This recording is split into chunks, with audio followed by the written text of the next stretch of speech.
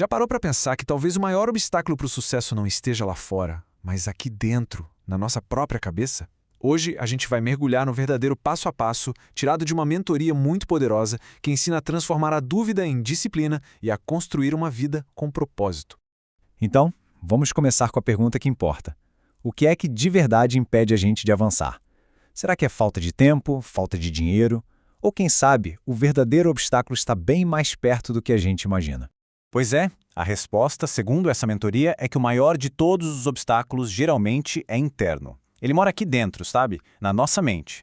E é exatamente por aí que a nossa conversa de hoje começa pra valer. Então, vamos lá. O primeiro campo de batalha é a mente. É aqui que rola uma briga constante entre duas forças bem opostas.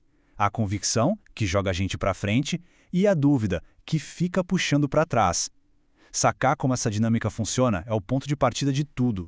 Olha só a diferença que isso faz na prática. A convicção é aquele gás, a força para continuar, mesmo quando tudo parece difícil. Já a dúvida? A dúvida é traiçoeira. É como plantar uma sementinha que vai minando e enfraquecendo a mente aos poucos. O material que estamos analisando até usa exemplos de treinamentos militares, onde hesitar por um segundo pode ser fatal. É isso, a dúvida constante faz a desistência parecer um caminho muito, mas muito mais fácil. Para deixar isso bem claro, o mentor contou uma história ótima. Ele ficou perguntando para a esposa dele várias e várias vezes se ela tinha certeza sobre uma coisinha boba que ela tinha feito.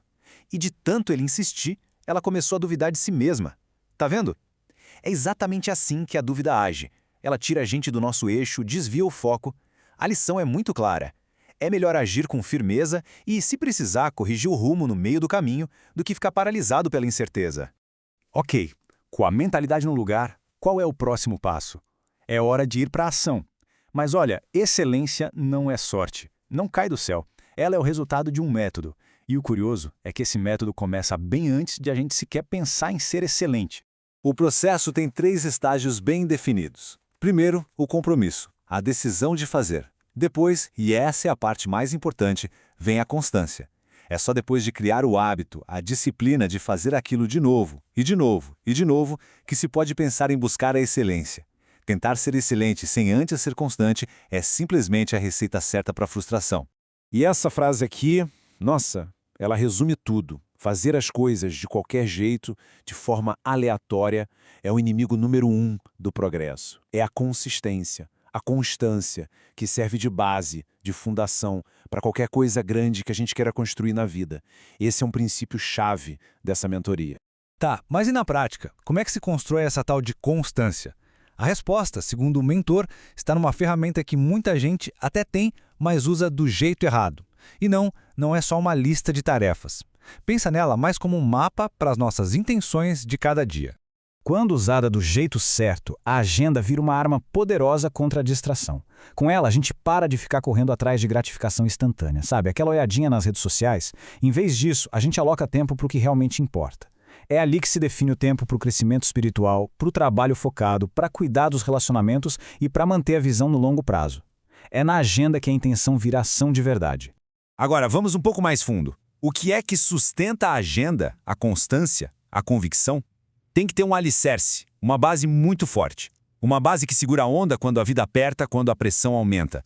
E essa base o mentor chama de um jeito bem específico. Prioridade 00. E o que é isso? É a vida espiritual. A lógica é a seguinte: quando essa área da vida está alinhada, está constante, a capacidade de responder às dificuldades do dia a dia melhora drasticamente. A questão não é que os problemas vão sumir, eles não vão. A diferença é ter um núcleo estável para conseguir enfrentá-los. Isso muda o jogo completamente. Em vez de encarar uma dificuldade e cair no vitimismo, essa abordagem encara os problemas como combustível. Isso mesmo, combustível para o crescimento. Cada desafio, cada dor se transforma numa oportunidade para fortalecer esse núcleo, para crescer. E mais, para usar essa experiência e ajudar outras pessoas lá na frente. E finalmente a gente conecta tudo isso a algo maior. Mente, método, fundação, tudo isso é muito poderoso. Mas precisa de uma direção, de uma razão de ser. E essa razão, esse porquê, é a missão. Uma parte fundamental da missão é entender que ninguém faz nada relevante sozinho. E aqui entra um conceito militar que o mentor usa, chamado de Kanga. É fascinante. É muito mais do que um colega ou um parceiro, é aquela pessoa que está com você na trincheira, que te corrige quando precisa, mas que também te apoia. É um sistema de apoio mútuo, tanto na vitória quanto na dificuldade. E aqui está o motor de tudo isso. O mentor explicou por que a ideia de desistir nunca foi uma possibilidade para ele. O motivo é que a missão dele não era sobre ele mesmo, era sobre as pessoas que ele estava destinado a servir.